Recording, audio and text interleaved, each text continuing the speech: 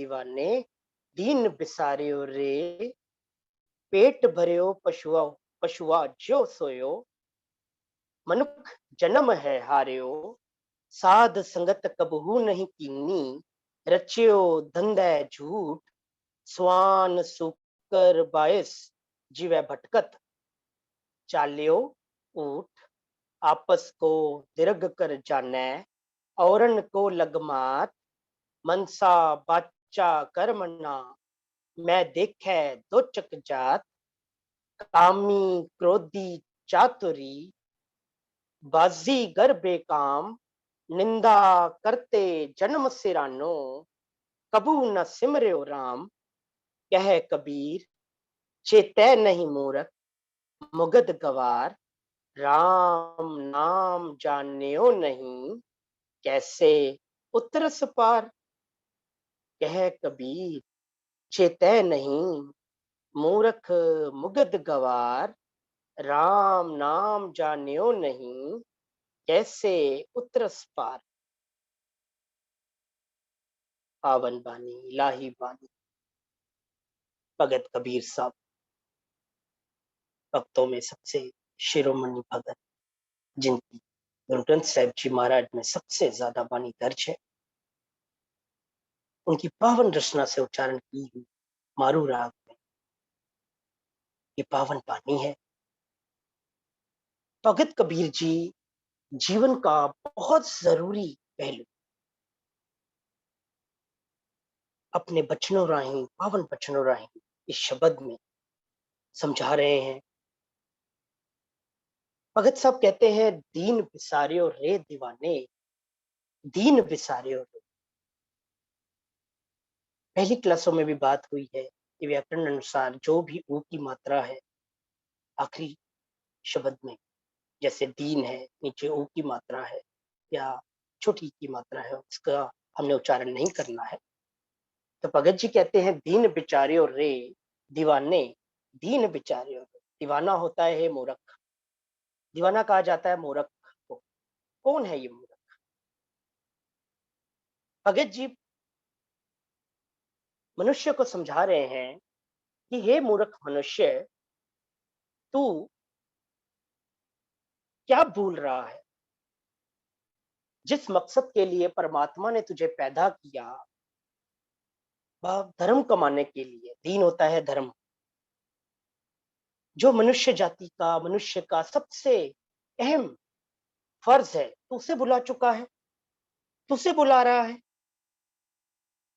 कहते फिर तो तेरी जो जीवन है वो बिल्कुल जानवर की तरह हुआ, फिर तो जानवर और तेरे में कोई फर्क नहीं हुआ।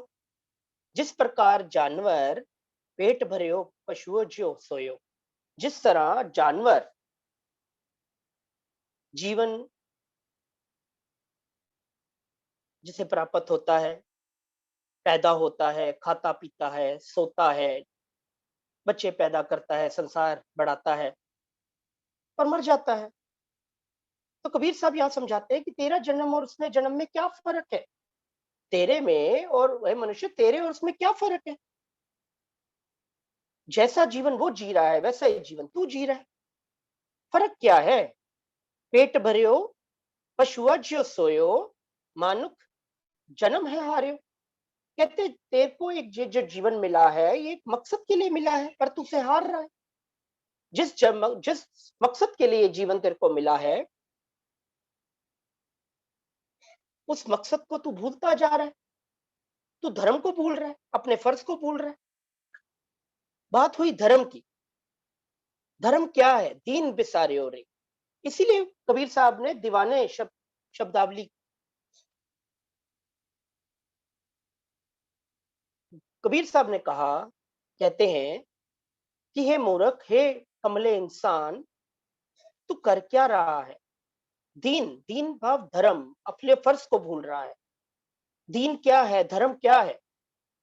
धर्म क्या है? उसे कमाया कैसे जाता है? बानी रही गुरु अर्जुन पातशाह ने बख्शिश की, हमें समझाया कि धर्म है क्या। धर्म कोई हिंदू मुस्लिम सिख ईसाई नहीं। धर्म क्या है? गुरमुख समझाती है, गुरु समझाते हैं कि जो धर्म है सर्व धर्म में श्रेष्ठ धर्म। हर का नाम जप, तो होगा क्या? निर्मल कर्म। कि उस प्रभु का सिमरन कर, उस प्रभु के गुणों को अपने जीवन में बसा, उस प्रभु के साथ प्यार बना। इसके लिए तुझे मनुष्य जन्म मिला है। नहीं तो तेरे और जानवर में फर्क क्या है? उस प्रभु का नाम जप, ताकि जीवन में जो आचरण है वो पवित्र हो सके, वो अपने आचरण को पवित्र बना सके। और वो रास्ता एक ही है, प्रभु के साथ प्यार बना के, प्रभु का सिमरन करके। तो यहाँ पे कबीर साहब कहते हैं कि तू जब सिमरन से दूर हो गया, तू जब असली फर्ज से दूर हो गया, तू प्रभु के पास, प्रभु के सिमरन के साथ जुड़ा ही नहीं, तो तूने अपने जीवन को तो बर्बाद कर लिया। तेरा जीवन और जानवर के जीवन में कोई फर्क नहीं। वाणी समझाती है कि संत का मार्ग धर्म की पौड़ी, तो वडभागी पाए वडभागी पाए। वो जो उस प्रभु के प्यारे बनते हैं उन्हीं को समझ आती है ये।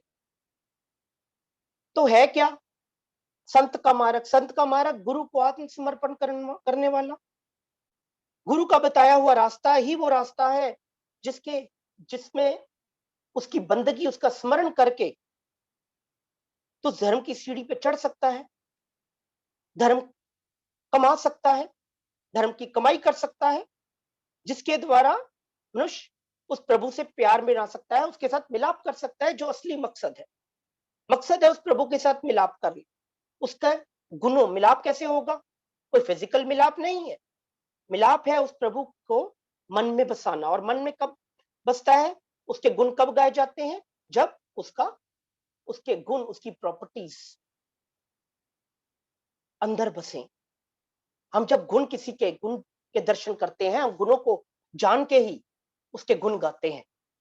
बिना गुणों की जान पहचान किए बिना किसी के गुण नहीं गाए जाते, और गाए हमेशा गुण ही जाते। वही बंदगी है, वही स्मरण है। तो गुरु पिता है इधर, कबीर साहब हमें कहते हैं, हमें ताड़ना देते हुए समझाते हैं, मनुष्य को समझाते हैं कि हे मनुष्य, तू जिस मकसद के लिए आया था उसे भूल गया है। राहों के बंद के अंदर, राहों जो कि सेंट्रल आइडिया, जो कि एक केंद्रीय भाव होता है पूरे शब्द का, बाकी पूरा शब्द उसी प्रकरण में चलता है। राहों के बंद में कबीर साहब हमें समझाते हैं कि मनुष्य अभी भी समझ जा, जो जीवन तूने पशु की तरह बनाया हुआ है उसको अभी भी सही कर सकता है। धर्म क्या है? उसके अटल नियम के आगे आत्मसमर्पण करना। संत का मार्ग धर्म की पौड़ी क्या है? अकाल पुरख का नियम, जो हुक्म है वो अटल है और बदल नहीं सकता।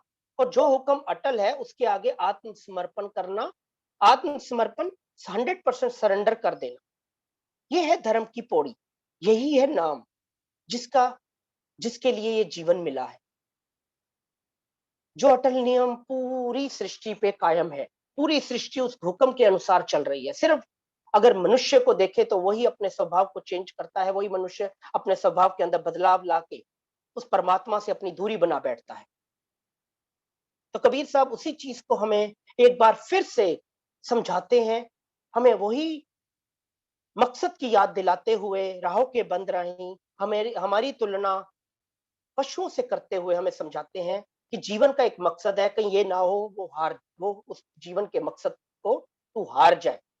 जीवन मिला है, मनुष्य का जीवन मिला है बाजी जीतने के लिए। और फिर आगे उसी कॉन्टेक्स्ट में, उसी प्रकरण में हमें समझाते हैं, क्योंकि जो धर्म है, धर्म की पौड़ी केवल केवल केवल और केवल उस प्रभु के गुण धारण करके ही चढ़ी जा सकती है। जैसे दया, संतोष, सहज, सेवा, ये वो प्रभु के गुण हैं जो जीवन को निर्मल करते हैं, निर्मल कर्म करते हैं, जो जीवन को उच्चा सुच्चा उच्चा बनाते हैं, ऊंचा आचरण, पवित्र आचरण प्रदान करते हैं। गुरु महाराज वाणी में हमें बार बार दृढ़ कराते हैं। यहाँ कबीर साहब हमें वही चीज, वही मकसद के बारे में फिर से एक बार याद दिलाते हुए आगे समझाते हैं। कहते हैं कि तूने अपने जीवन में क्या ना किया जिस वजह से तू बाजी को हार रहा है। कहते हैं साध संगत कबू नहीं की, रचियो धंधे झूठ। तो दुनियावी धंधों में इतना उलझा बैठा है, इतना उलझा बैठा है कि तेरे को जो संगत, जो प्रभु की संगत, प्रभु के गुणों वाली संगत करनी थी, उसको तू भूल गया, उसमें तू कभी भी नहीं गया। तू उन दुनियावी चीजों में इतना ग्रस्त हो गया कि असली मकसद को भूल गया। कहते हैं जैसे स्वान शुकर बाइस जिमें भटकत चालियो ऊठ। जैसे स्वान, स्वान होता है कुत्ता, शुकर होता है सुअर, बाइस होता है कौवा। कहते हैं जैसे ये तीनों सारी जिंदगी भटक भटक के खराब कर लेते हैं और एक दिन चले जाते हैं। एक दिन जब संदेशा आता है तो निकल लेते हैं। वैसे ही तेरा जीवन है, तेरे और में क्या फर्क है? क्या फर्क है तेरे में और उनों में? स्वान का जो प्रतीक बानी के अनुसार बानी हमें बार बार समझाती है, कुत्ता प्रतीक है लोभ का। हम देखते हैं कुत्ते को ज्यादातर मुहावरों के तौर पे भी हम कहते हैं कुत्ते के आगे हड्डी डाल। लोभ का प्रतीक है। सुकर सुअर, सुअर प्रतीक है गंदगी का। हर वक्त उसके आगे चिंतन भी रखता तो गंदगी में ही लौटेगा। कौवा, कौवा प्रतीक है कि कौवे को सिर्फ और सिर्फ, उसे नेचुरल स्वीपर भी कहा जाता है, केवल और केवल विष्ठा ही अच्छी लगती है, वो विष्ठा ही खाता है। तो हम यहाँ कबीर जी हमें हमारी तुलना कुत्ते के साथ, मनुष्य की तुलना कुत्ते के साथ, सुअर के साथ, कौवे के साथ कर रहे हैं और कह रहे हैं तू लोभ में, गंदगी में, विष्ठा में इतना मगन हो गया है कि जीवन को तूने भटका दिया है। भटकाना क्यों भटक गया जीवन? क्योंकि असली मकसद से दूर हो गया।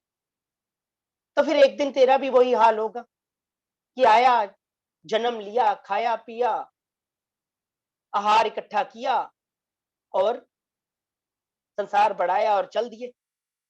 तो फिर तूने किया क्या? तेरे और पशु में फर्क क्या है? तेरे में फर्क क्या है? यहाँ चेतावनी देते हैं मनुष्य को, कहते हैं दीन बिसारे और रे दीवाने, दीन बिसारे और रे, जो रुहाव के बंद में कबीर साहब ने हमें समझाया।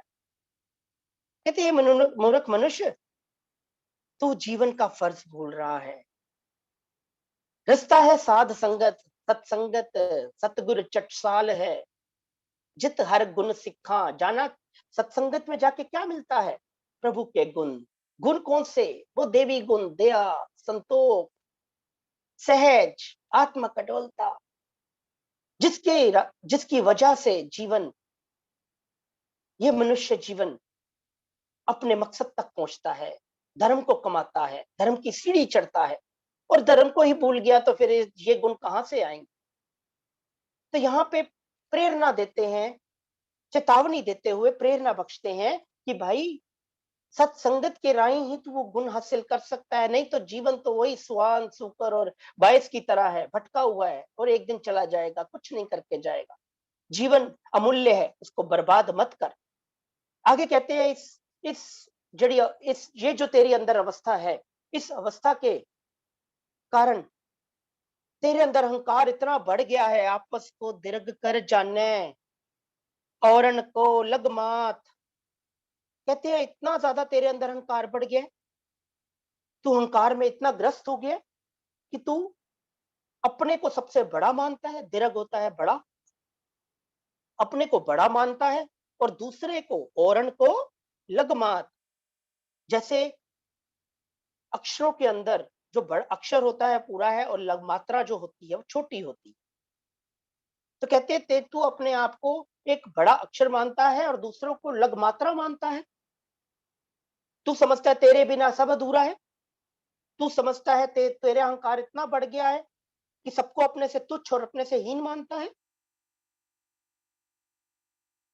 कहते तू मन, तेरे मनसा बाचा कर्मणा मैं देखे तो चक जात। तेरे मन के अंदर, मनसा संस्कृत का शब्द है, मनस, वहां से आया है। मनसा मन से, तेरे मन के अंदर अहंकार बड़ा पड़ा है, बड़ा हुआ है। तेरे बचनों, बाचा बचन, तेरे बचनों में, तेरे वचनों में, तेरे वचनों में अहंकार बोलता है। तेरे कर्मना कर्म, तेरे काम में, तेरे हर काम में तेरी मैं दिखती है। तेरे वचनों में, तेरे मन में, तेरे कर्मों में जब इतना अहंकार है कि दूसरों को तू अपने से हमेशा हीन ही समझता है, तुच्छ ही समझता है।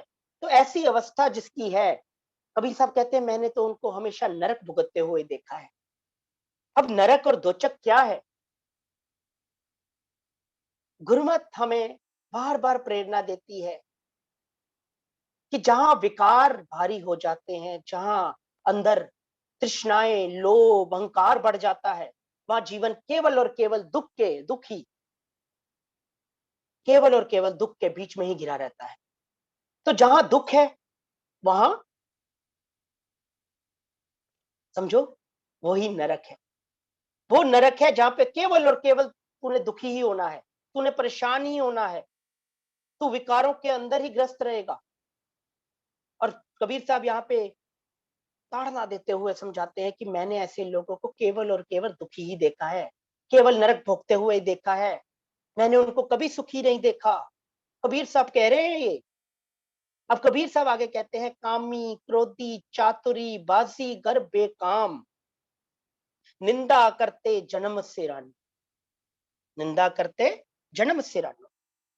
अब यहाँ पे कबीर साहब उसी कॉन्टेक्स्ट, उसी प्रकरण में हमें समझाते हैं कि ऐसे अवस्था के जो मालक हैं, ऐसे जो हंकारी इंसान हैं, ऐसे जो इंसान हैं जो नाम को विसार के बैठे हैं, वो जो दीन धर्म को भूल के बैठे हैं, अपने फर्जों को भूल के बैठे हैं, वो जो अंदर प्रभु के गुण हैं, उनके ऊपर माया की चादर बिछाकर बैठे हैं, जिनको ना कभी सेवा का पता है, जिनको ना कभी, जिनके अंदर ना संतोष है, ना कभी जिनके अंदर सहज आया, ना जिनका बस चले। आज क्यों कबीर साहब ने यहाँ पे हमारी तुलना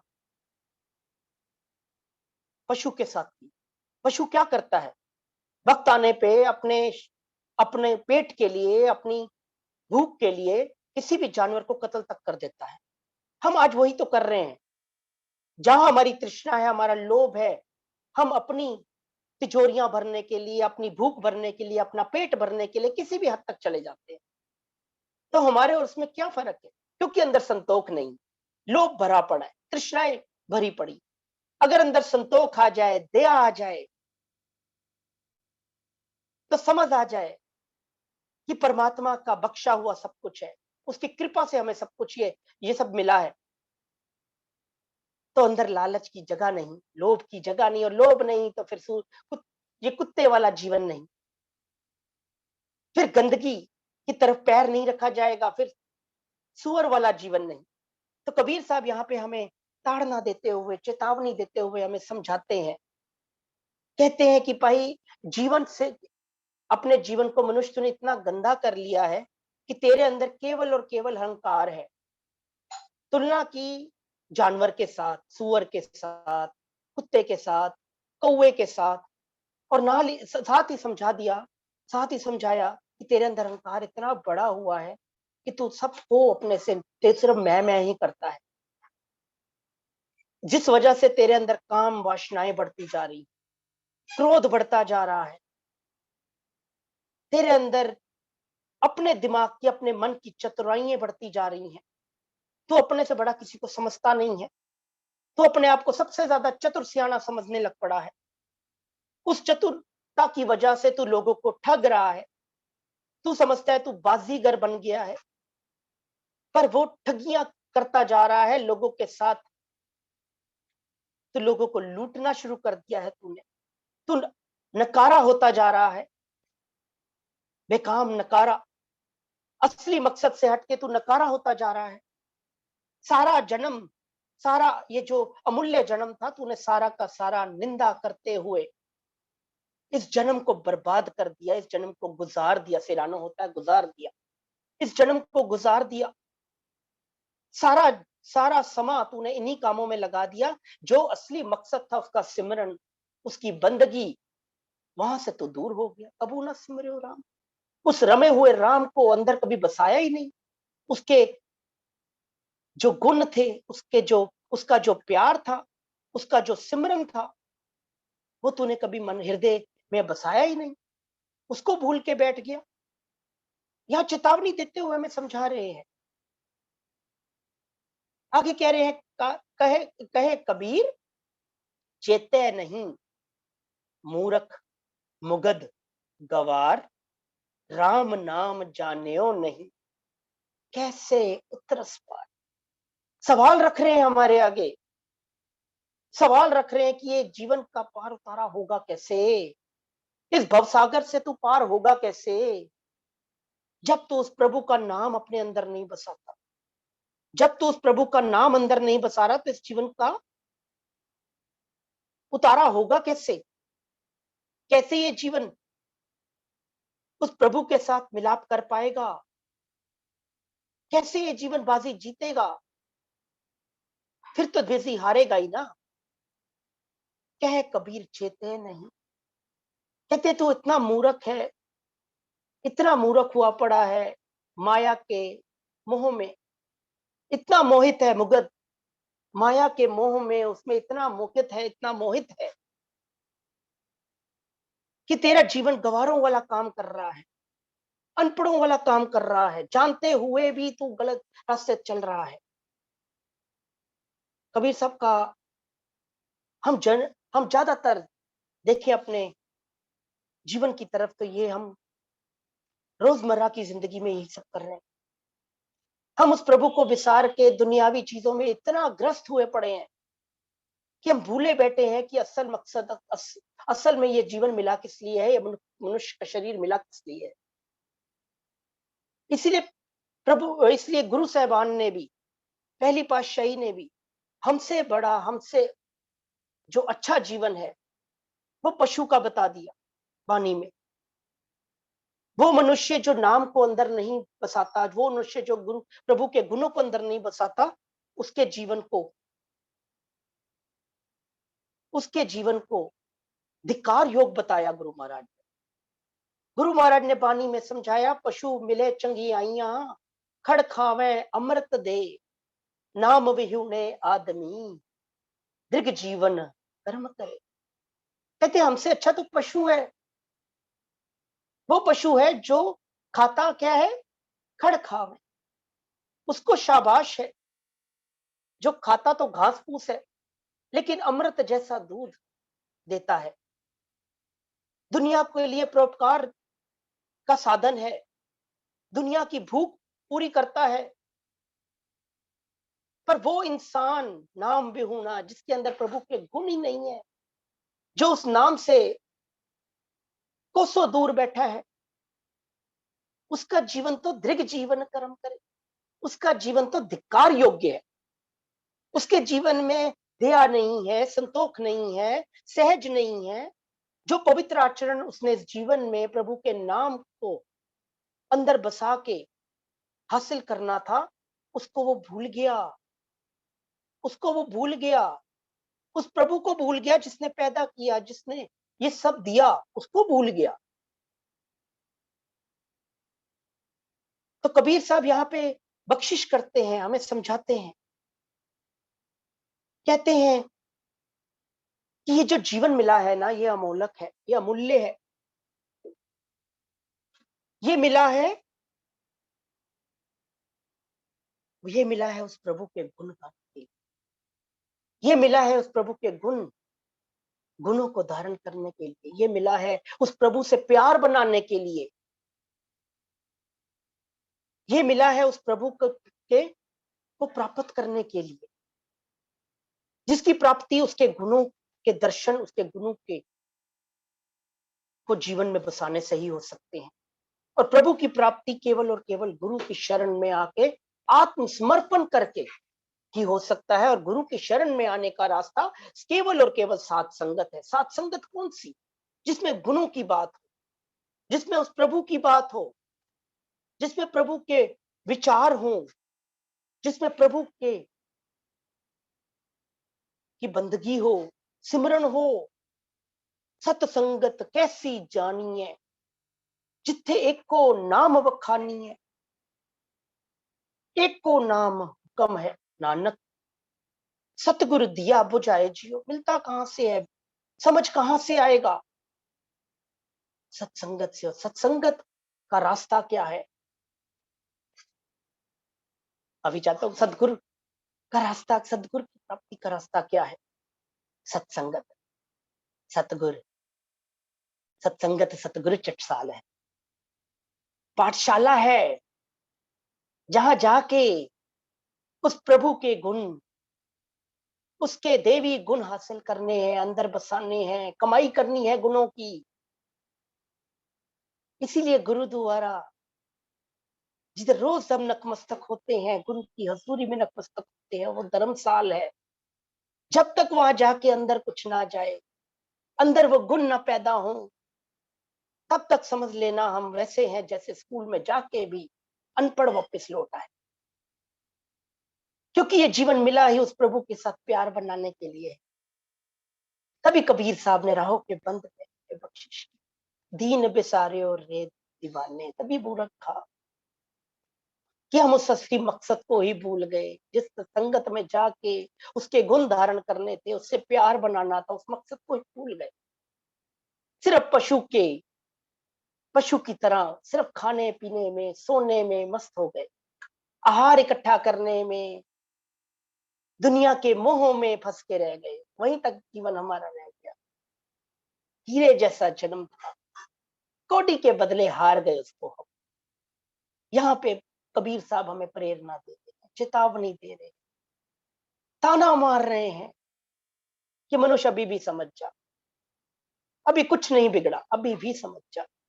कह कबीर चेते नहीं, मूर्ख मुगद गवार, राम नाम जानी।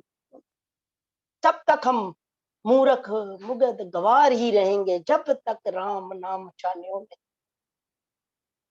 तब तक पार उतारा नहीं होगा, इस भवसागर को पार नहीं लगा निकल, भवसागर से पार नहीं उतर सकते जब तक उस राम का नाम, रमे हुए राम का नाम अंदर नहीं बसेगा। तो कबीर साहब यहाँ बख्शिश करते हैं, समझाते हैं कि हे मनुख, जब तक नाम के बिना जीवन है, तब तक वो जीवन केवल और केवल पशु समान। सगो पशु से भी गया गुजरा है, पशु से भी गया गुजरा है नाम बे आदमी। वो हालात है हमारे, वो सिर्फ फिटकार के योग है, वो केवल और केवल धिक्कार के योग है। प्रेरणा देते हैं कि नाम का मनोरथ क्या है, उस प्रभु के गुणों का मनोरथ क्या है। और जीवन मिला है धर्म कमाने के लिए, ना कि उसकी दांतों के अंदर ही मस्त होके उसको विसार देने के लिए। गुरु पिता कृपा करे, अपने साथ अपने दर घर का सेवक बनाई रखे, अपनी बानी अपनी विचारधारा के साथ जोड़ी रखे। आओ सारे मिलके झोली फैला के, हाथ जोड़ के उस प्रभु उस गुरु के आगे अरदास करें। गुरा एक देह बुझाई, सबना जिया का एक दाता, सो मैं विसर ना जाए। गुरु पिता जानी जान है, बख्शना।